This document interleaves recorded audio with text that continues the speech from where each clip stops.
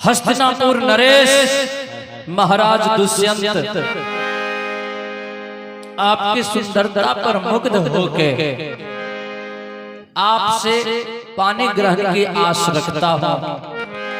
क्या आप हमसे विवाह करेंगी? उस सुंदरी शकुंतला ने कही, महाराज इस धरती पर के कौन ऐसी स्त्री होगी जो इतने बड़े साम्राज्य हस्तिनापुर के राजा के साथ अपना जिंदगी जीना नहीं चाहे। मैं सहमत हूं महाराज।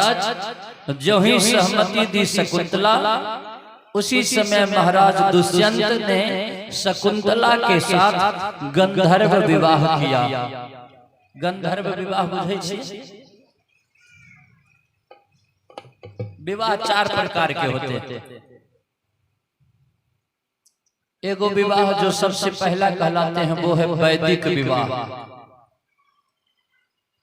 दूसरे विवाह का नाम आप सब आदमी जानते हैं, जो अभी ज्यादा चल रहा है, कोर्ट मैरिज, उसको कहेंगे न्यायालय विवाह, अभी ज्यादा चलो। और एक विवाह है जिसको कहते हैं स्वयंवर विवाह। और चौथा विवाह जो अभी इस कलयुग में धड़ल्ले से हो रहा है, जिस विवाह के समय लोग अपनी मर्यादा को भूल बैठते हैं और अज्ञानतावश यत्र तत्र भी विवाह कर बैठते हैं, जिसका नाम है पिशाच विवाह।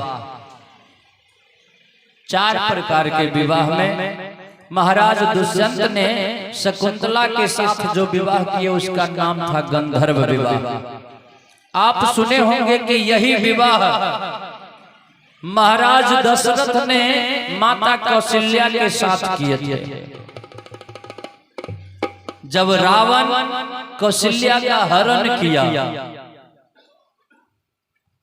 कौशल्या को अपने पुष्पक विमान में बैठ के बिठा के लेके चला, उससे पहले राजा दशरथ के ऊपर हमला किए। कहां? जहां राजा दशरथ अपने सिपाही, अपने मंत्री, जिनका नाम था सुमंत, अपने मंत्री सुमंत के साथ नदी में झिझेर खेल रहे थे, नाव पर बैठ के नाव चलाना सीख रहे थे। उसी समय रावण ने महाराज दशरथ के ऊपर हमला किया।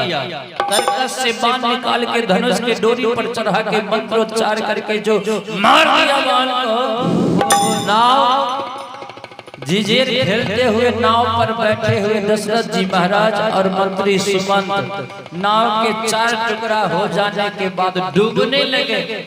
नदी की धारा में बहती हुई नाव का एगो तख्ता मिल गया।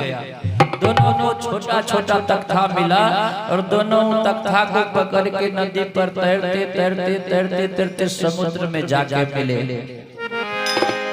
और इधर कौशल्या का जो हरण किए थे, उस कौशल्या को पुष्पक विमान में लेके आकाश मार्ग से जाते जाते जब समुद्र के निकट पहुंचे तो रावण को लगा कि कोई दुश्मन हमारे ऊपर हमला करना चाहता है। तो उस समय रावण ने उस समुद्र में से एक बड़ी मछली थी जिनका नाम था मिताली, जिसे कई शास्त्र पढ़ने वाले लोग मिंतल भी कहते हैं। तो मिंतल नाम के मछली को बुलाया रावण ने, कहा ओ मिंतल, मछली आई। आज्ञा महाराज। त्रेता युग में रावण का हर एक जीव के ऊपर शासन चलता था। अभी अगर 2 पंचवर्षीय से 3 पंचवर्षीय हो जाते हैं किसी प्रतिनिधि का, तो जनता को अपना खरीदा हुआ समझने लगते हैं। यही दशा उस रावण की थी। त्रेता युग में उससे बढ़ के न कोई बलवान था, न कोई विद्वान था, न कोई राजनीति में निपुण था, न उसके जैसा कोई संगीतकार भी था।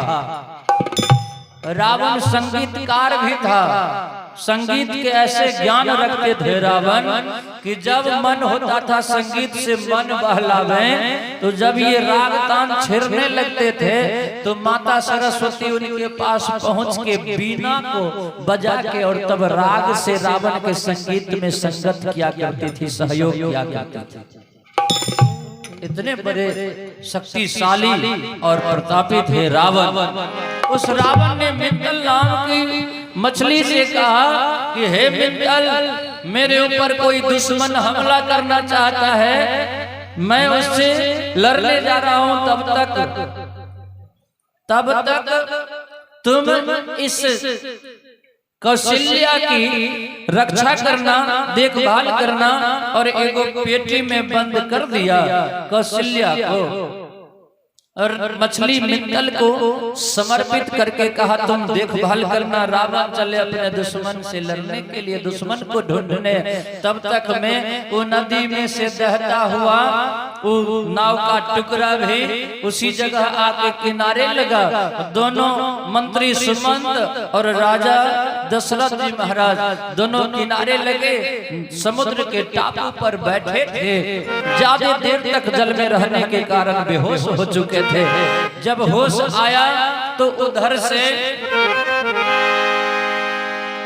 मित्तल नाम की मछली जो उस बक्से का देखभाल कर रही थी, उसे भी लगा कि कोई और बड़का मछली हमारे ऊपर हमला करने वाला, वो भी उस बक्सा को छोड़ दी और चली गई समुद्र के गहराई में। बक्सा इधर सुना पड़ा था।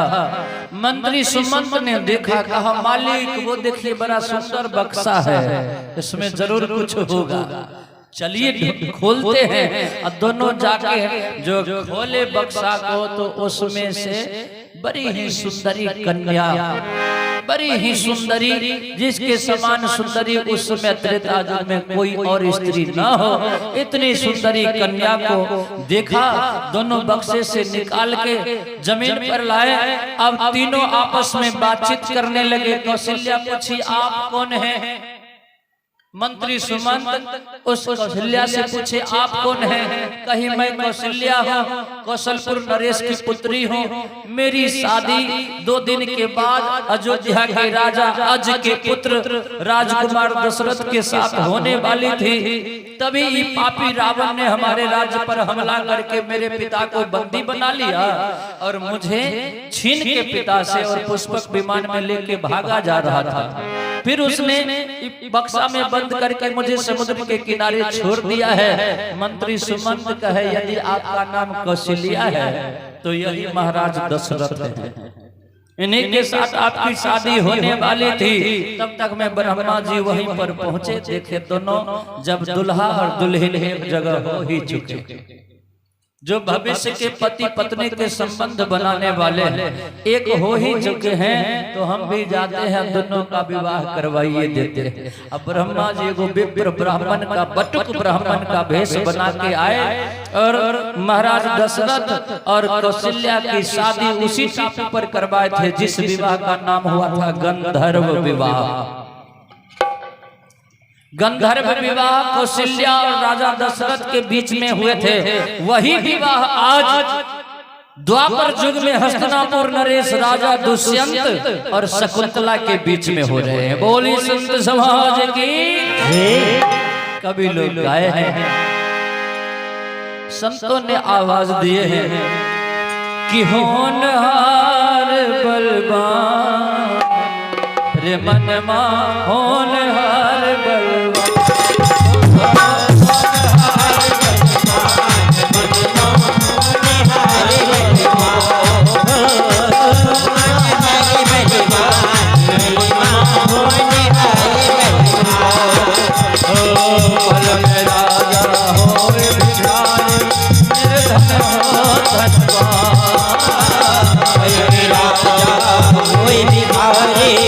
निर्धन हुए धनवान।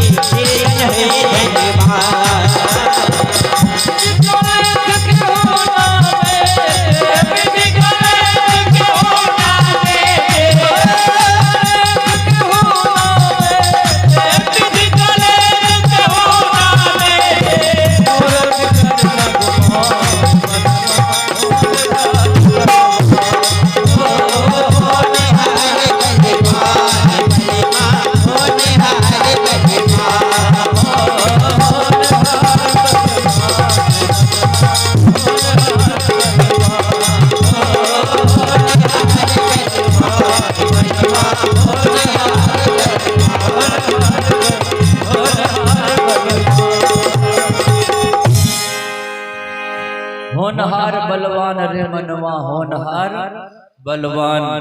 इस धरती पर 3 गो चीज ऐसा सत्य है बाबूजी जिसको कोई नहीं बदल सकता है। 3 गो चीज सत्य है जिसमें 1 नंबर में है मां के कोख में बच्चे को आने के बाद किस दिन।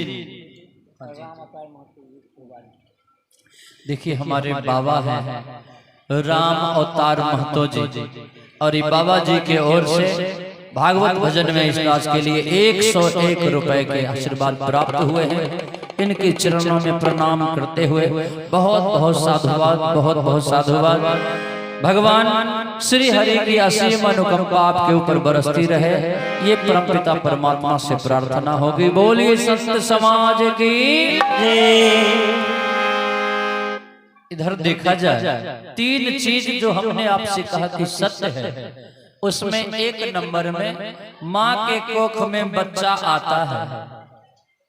माँ के कोख में आने के पश्चात जब 9 महीना पूरा हो तो उस बच्चे को किस दिन, कितने बजे, कितने मिनट, कितने सेकंड में जमीन पर आना है, ये परमात्मा पहले से फिक्स कर देते हैं, निश्चित कर देते हैं और उसी नियत समय में वो जीव माँ के कोख से जमीन पर आता है। उससे पहले 1 महीना पहले माँ के कोख में दर्द उठेंगे। माता प्रत्येक दिन भाड़ा करके गाड़ी रिजर्व करके अस्पताल जाएंगी, लेकिन लौट लौट के आ जाएंगे। जिस दिन समय पूरा होगा उस दिन घर पर भी बच्चा का आगमन हो जाए, या अस्पताल में हो जाए या रास्ते में हो जाए, नियत समय में ही होना है और यही सत्य है।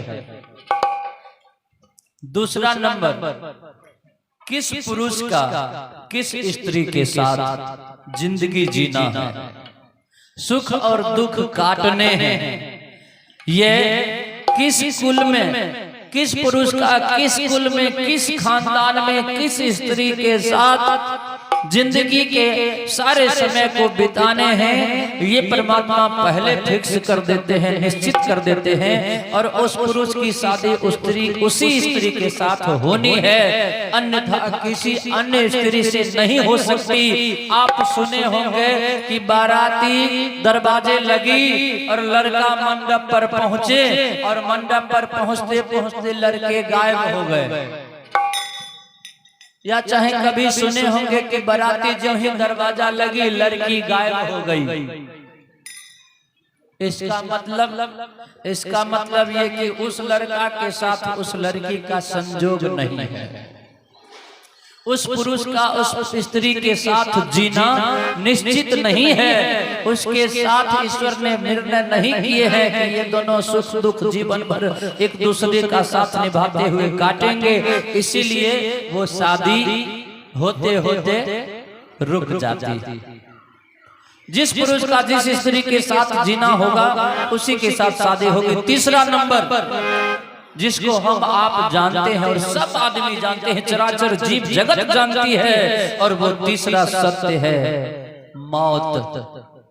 मौत किस दिन, किस घड़ी, कितने बजे, कितने मिनट, कितने सेकंड में, किन के द्वारा, कौन सी बहाना के जरिए, किस साधन से, किस स्थान पर होने हैं, ये भी सत्य है जिसे आज तक कोई नहीं टाल पाए हैं, न ही टाल पाएंगे। जिस स्थान पर मौत आनी है वहां पर व्यक्ति किसी न किसी तरह से, किसी न किसी साधन से पहुंच ही जाते हैं और वहीं पर उनका प्राणांत होता है। ये 3 चीज ऐसी है जिसे आज तक कोई नहीं बदल पाए। आप सुने होंगे कि इसे बदलने का कोशिश किए थे हमारे संत शिरोमणि बाबा कबीर साहब। इनको पता चल गया था कि हमारी मौत होगी मगहर में, मगहर में, और ये चाहते थे कि हमारी मौत हो काशी में, क्योंकि काशी के धरती पर जिनका प्राणांत हो जाए वो सीधा सीधे मोक्ष को प्राप्त कर लेते हैं। इन्होंने क्या किया, घुटने से घुटने से ऊपर से दोनों पांव को कटवा ली और गंगा नदी के किनारे बैठ के और सतनाम सतनाम सतनाम का जाप करने लगे। और जाप करते करते जब समय पूरा हुआ तो एक दिन दैव संजोग से बड़ा ही अद्भुत घोड़ा बाबा जहां बैठे थे उनके बगल में आके नाचने लगा। घोड़ा जो नाच रहा था तो वहां पर 10-20 युवक लोग 2-4 गो यहाँ है, 2-4 गो वहाँ है, 5 गो वहाँ है, 7 गो वहाँ है, आपस में बातचीत कर रहे थे। घोड़ा को उछलते कूदते देख के युवकों के बीच में हड़कंप मच गई। सारे युवक भागने लगे, कोई इधर भाग रहा है, कोई इधर भाग रहा है, कोई इधर भाग रहा है, कोई इधर भाग रहा है। एगो दूगो जवान नौजवान वो कबीर बाबा के बगल से भी भागे जा रहे थे। कबीर बाबा कहे रे जवन का रे तोरा जवानी में घून लग जा, रे तोरा जवानी में घून लग जा, रे तोरा नियर जवान हम रहत की है तो ये घोड़ा के तुरंत काबू कर लेती, बस में कर लेती है। तो डोरे भागे छे, अरे जवानी के छोर अभी भी हमरा कोई उठाए को घोड़ा पर चढ़ाई दिए, एक पल में हम काबू निकलिए तो हमरो नाम कबीर। 4 गो जवन का सुनल के जवन का कहीं आन बान शान सहे वाला जोन का कल के रे बबजिया बड़ा अपन ताव दिखाए रहले, चल उठा और रख बाबा के घोड़ा पर। 4 गो जवन का ले, एगो हाथ पकड़ लेके, एगो हाथ पकड़ लेके, एगो टांग पकड़ लेके, एगो टांग पकड़ लेके, अब बाबा को उठने ले जाके घोड़ा पर रख लगे। और जब ही घोड़ा पर रख लगे, घोड़ा पकड़ लगे 99 माइल के स्पीड, 99 माइल के स्पीड पकड़ने घोड़ा दौड़ते दौड़ते दौड़ते, बीच में कोनो स्टेशन नहीं, कोई स्टॉपेज नहीं, कोई हॉल्ट भी नहीं। घोड़ा दौड़ते दौड़ते सीधा अंतिम स्टेशन पर, अंतिम स्टेशन मगहर के धरती पर जाके अब बाबा पीठ पर से गिरा दिले और वहीं बाबा जमीन पर गिरलन। वहीं पर बाबा का राम नाम संत समाज की। ये 3 चीज हमारे आपके जीवन की सच्चाई है जिसे कोई नहीं टाल सकता। इसीलिए तो कवि लोग गाए हैं, इसीलिए तो कवि ने गाए हैं कि माटी के बनल शरीरिया, माटी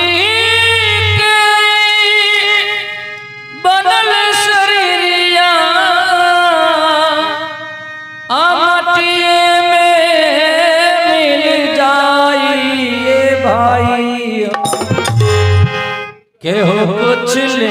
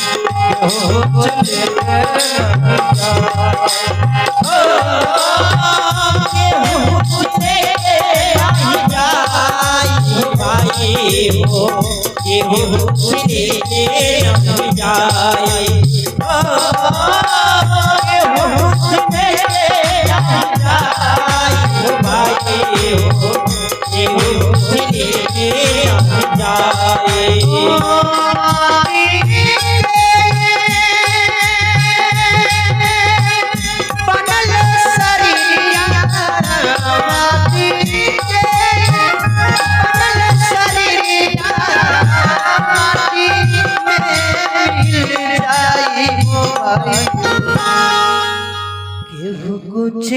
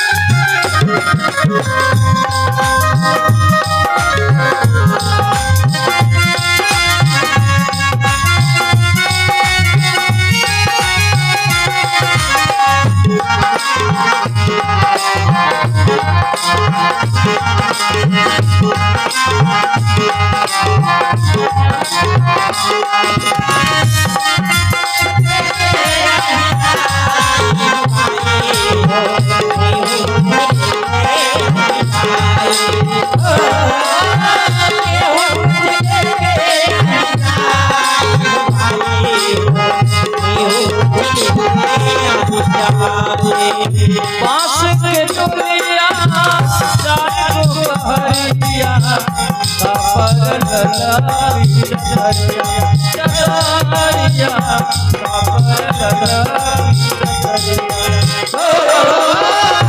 बांस के डोलिया चार गो हरिया पर ललाई चरिया चरिया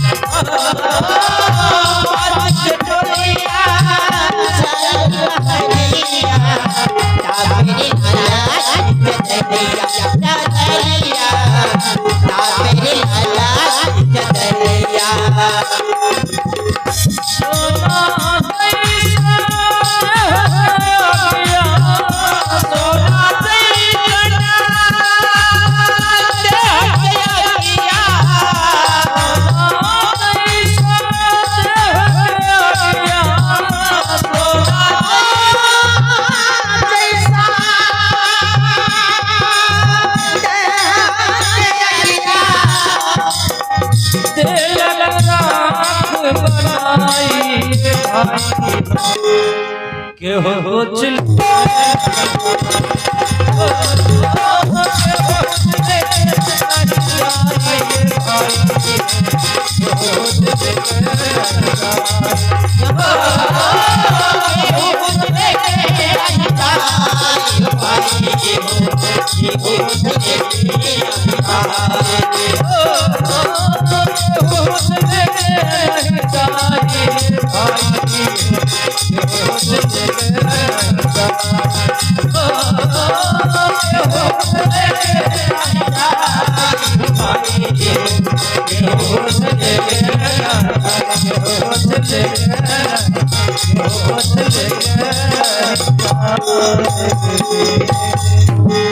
बोली संत समाज की।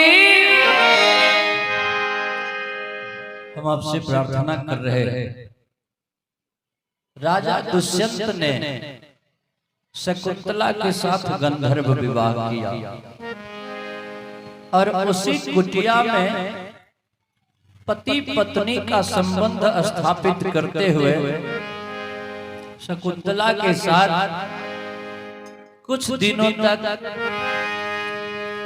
उसी कुटिया में भोग विलास में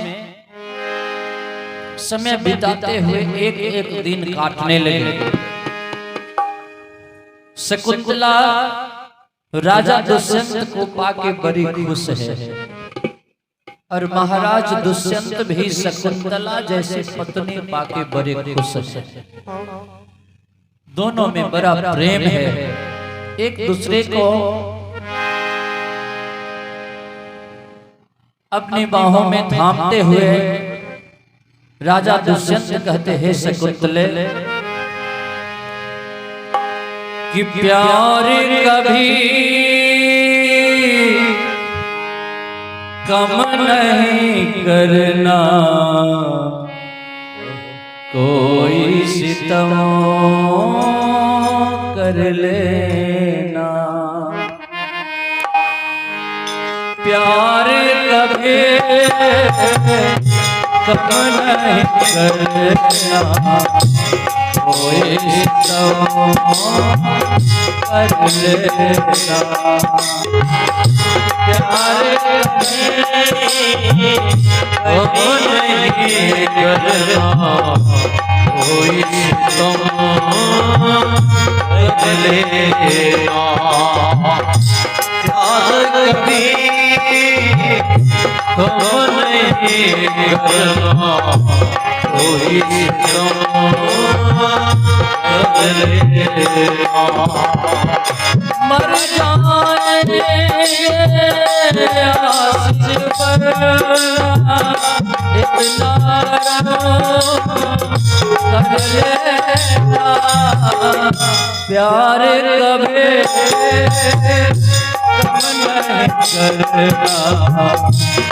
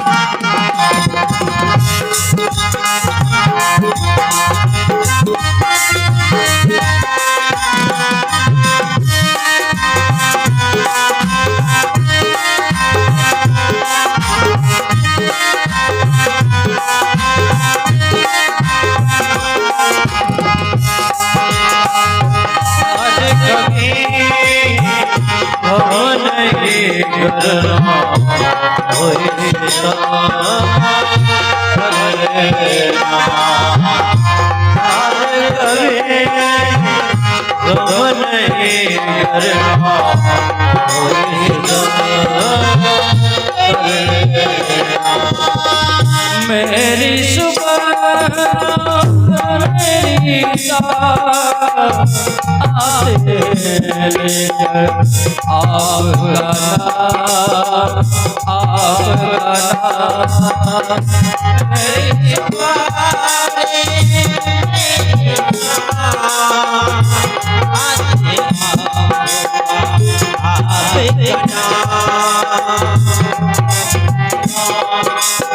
दुष्यंत शकुंतला एक दूसरे के प्यार में ऐसे खोए हैं कि दुनिया का कोई खबर ही नहीं कि हम कहाँ हैं।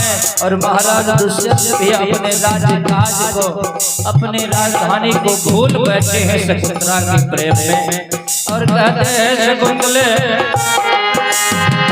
मेरी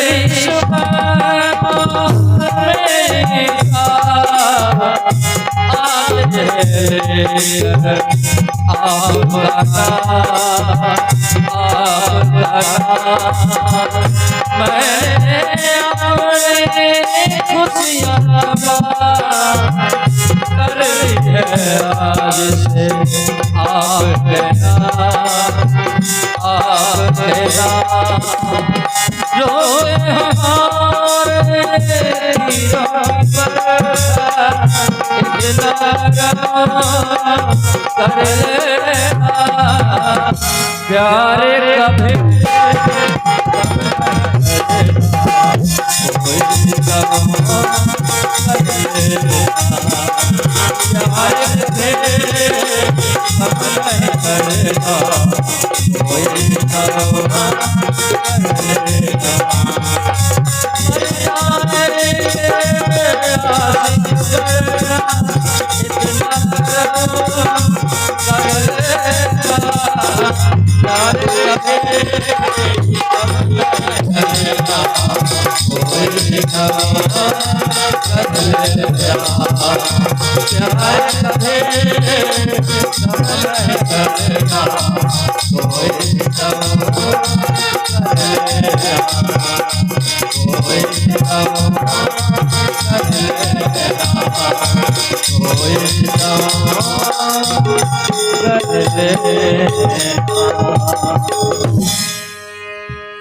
दोनों राजा दुष्यंत और शकुंतला एक दूसरे के प्रेम में ऐसे खो गए कि शकुंतला भी भूल बैठी है कि मैं महर्षि कण्व के आश्रम में हूँ या फिर स्वर्ग के सुख में हूँ। और उधर राजा दुष्यंत भी भूल चुके हैं कि मेरे अपने राजधानी भी हैं, वहां पर प्रजा भी है, उनकी सुरक्षा उनकी देखभाल करना मेरी जिम्मेदारी है। दोनों एक दूसरे में ऐसे खो गए, ऐसे खो गए। 2 दिन 5 दिन 10 दिन 15 25 दिन बीता है। 27वां दिन राजा दुष्यंत के मन में ख्याल आया कि अब मुझे अपने राजधानी लौट जाना चाहिए, मुझे अपने राजधानी लौटना चाहिए। 28वां दिन राजा दुष्यंत ने शकुंतला से कहा कि शकुंतले, हे प्रिय, मेरे अपने राज्य काज भी हैं, राजधानी के लोग परेशान होंगे। ऐसा करते हैं कि अब हम यहाँ से प्रस्थान करते हैं, वापस अपने राज्य को चलते हैं हस्तिनापुर। और जब महर्षि कण्व आ जाएंगे ना, जब महर्षि कण्व आ जाएंगे तब मैं वापस आके और महर्षि कण्व से तुझे विदा करा के अपने घर ले जाऊंगा, हस्तिनापुर ले जाऊंगा। राजा दुष्यंत जो ये कहा, शकुंतला के तो जैसे शरीर से प्राण ही निकल गए। शकुंतला बड़ी बेचैन हो गई। नहीं स्वामी, नहीं स्वामी, ऐसा न करे है स्वामी कि दिल में तुझे बिठा के कर लूंगी मैं बंद आंखें, पूजा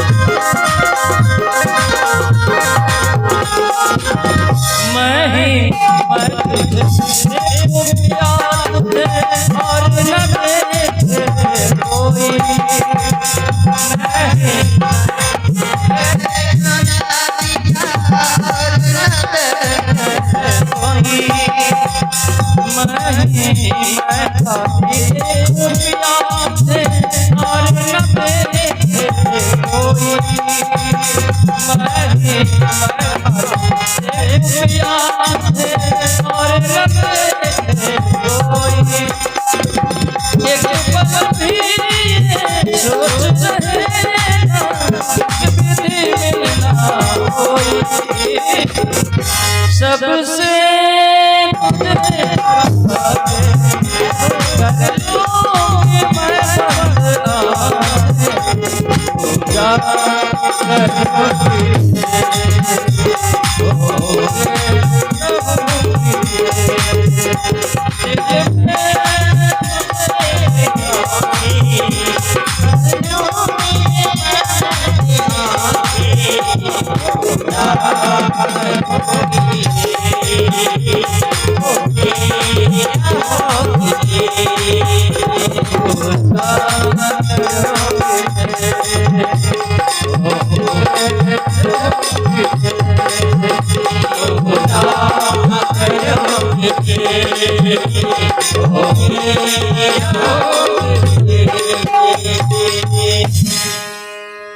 महाराज दुष्यंत के हाथ को पकड़ लिया शकुंतला ने। स्वामी आप आएंगे ना मुझे ले जाने के लिए, आएंगे ना स्वामी? राजा दुष्यंत कहे शकुंतले कुछ ही दिनों की तो बात है, जो ही महर्षि कण्व तीर्थ करके वापस आएंगे मैं तुझे ले जाने आ जाऊंगा, ले जाऊंगा तुझे। और ये कह के शकुंतला से बिछुड़ के जो ही राजा दुष्यंत 4 कदम आगे बढ़े, 4 कदम आगे बढ़े थे, शकुंतला दौड़ के गई। स्वामी राजा दुष्यंत पीछे मुड़ के देखे, शकुंतला दौड़ के गई, छाती से लिपट गई, बाहों में भर लिया। राजा दुष्यंत ने शकुंतला को कहा, राजा दुष्यंत कहा, हे शकुंतले मैं ऐसे नहीं जा रहा हूं और ऐसे नहीं जाऊंगा। हमारी तुम्हारी ये प्रेम इस चराचर जीव जगत के लिए प्रेम का वो चिन्ह बनेगा, प्रेम का वो चिन्ह बनेगा कि आने वाले समय में हर एक प्राणी हमारे तुम्हारे इस प्रेम को याद करेंगे और हमारे तुम्हारे प्रेम से ही एक कमल दल का प्रादुर्भाव होगा, जिसकी खुशबू पूरे संसार को प्राप्त होगी। और राजा दुष्यंत ने शकुंतला को और शकुंतला ने राजा दुष्यंत को अंतिम विदाई दिलाते हुए एक दूसरे से गले मिलके जुदा हो रहे हैं। आवाज लगाए हैं कि प्यार हमारा अमर रहेगा, याद करेगा जहां। तुम आज है मेरे ख्वाबों का, मैं तेरे साथ जहां।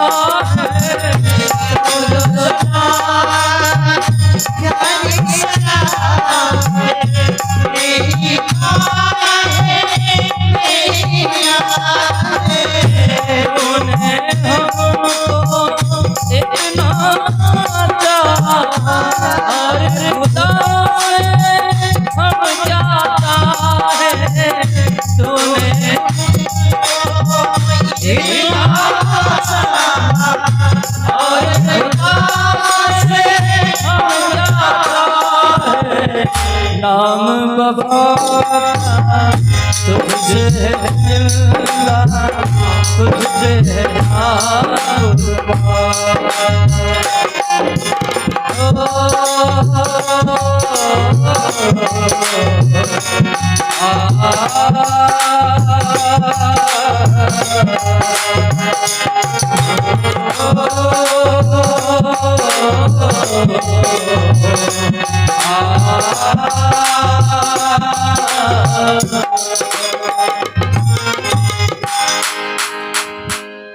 राजा दुष्यंत शकुंतला से जुदा हो रहे।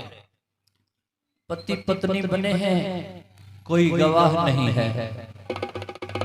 महर्षि कण्व आश्रम में थे नहीं, आसपास के कोई आश्रमवासी है नहीं। राजा दुष्यंत शकुंतला से जो बिछुड़ रहे थे, जुदा होते समय महाराज दुष्यंत ने अपने हाथ में से अंगूठी निकाल के, जिस अंगूठी पर हस्तिनापुर का राज चिन्ह था, राजा दुष्यंत के हाथ में अंगूठी है और उस अंगूठी के ऊपर में पूरे हस्तिनापुर का राज चिन्ह है। जैसे हमारे भारत का नक्शा चिन्ह है, उसी प्रकार हस्तिनापुर का चिन्ह उस अंगूठी पर बना हुआ था। राजा दुष्यंत ने वो हस्तिनापुर की चिन्ह वाली अंगूठी अपने उंगली से निकाल के और शकुंतला के उंगली में पहना दिया। शकुंतला की उंगली में पहना के कहा, प्रिय, हमारे और तुम्हारे प्रेम की निशानी ये अंगूठी है। यही अंगूठी तेरे हृदय में मेरे प्रेम को जिंदा रखेगा। और हे शकुंतला, मैं तुम्हें वचन दे रहा हूँ, राज काज को संभाल के जय हो पता चलेगा कि कण्व ऋषि पुनः आश्रम में आ गए हैं, मैं अपने अनुचरों के साथ सम्मान से आऊंगा तेरे इस कुटिया में और महर्षि कण्व से तेरा हाथ मांग के और सम्मान सहित विदा करा के हस्तिनापुर ले जाऊंगा। अंगूठी दे दिया, शकुंतला के अंगुली में पहना दिया। राजा दुष्यंत वहां से जुदा हुए, चले अपने राज्य को, हस्तिनापुर को। राजा तो चल दिए हस्तिनापुर को, और हस्तिनापुर जो राजा गए तो अपने राज्य में ऐसे लीन हो गए अपने राज्य काज में, राजधानी को संभालने में। और इधर शकुंतला कुटिया में बैठी राजा दुष्यंत के आने का दिन राह देखने लगी। राह देखना शुरू की है, प्रतीक्षा कर रही है, प्रतीक्षा में आंखें बैठी जा रही है। शकुंतला, अब आएंगे मेरे स्वामी मुझे ले जाने के लिए, तब आएंगे मेरे स्वामी मुझे ले जाने के लिए, अब आएंगे मेरे स्वामी मुझे ले जाने के लिए। एक एक पशु पक्षी शकुंतला के पास आके चहचहा के शकुंतला को खुश करना चाहते हैं, लेकिन पति के बिछुड़ने के गम में शकुंतला कुटिया में उदास बैठी रहती है। उदास बैठी रहती है, सोचती रहती है कि मेरे स्वामी कब आएंगे, मुझे लेने कब आएंगे। अब जी समय बीता, महर्षि कण्व तीर्थों से भ्रमण करके जब अपने आश्रम को लौटे, देखे कि शकुंतला के मांग में तो सिंदूर शोभायमान हो रही है और शकुंतला अपने पति के याद में आशा लगा रही है। बिछुड़े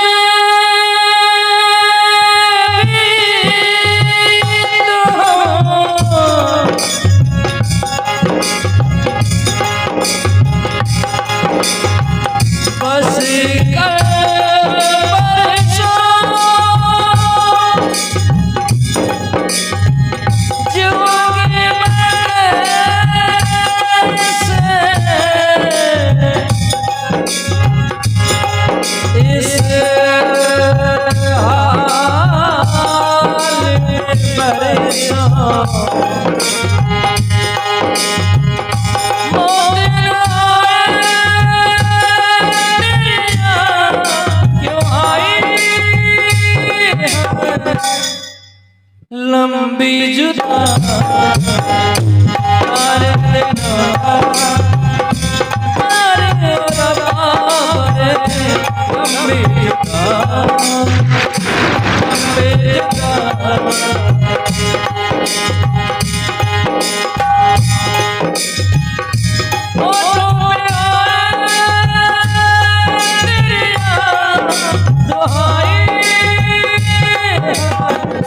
लंबी जुदा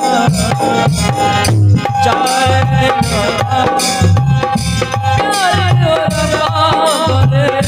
लंबे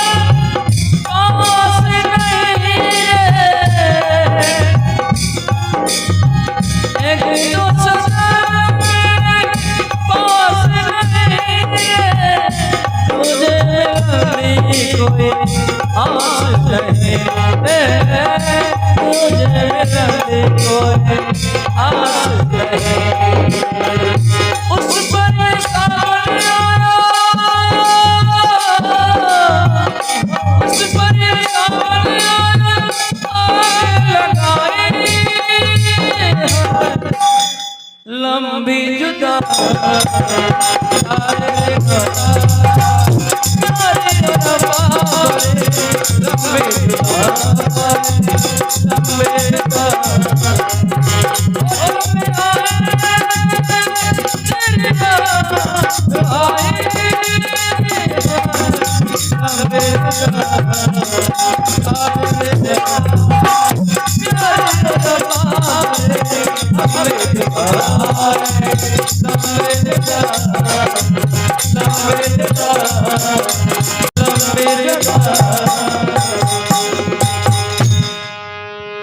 शकुंतला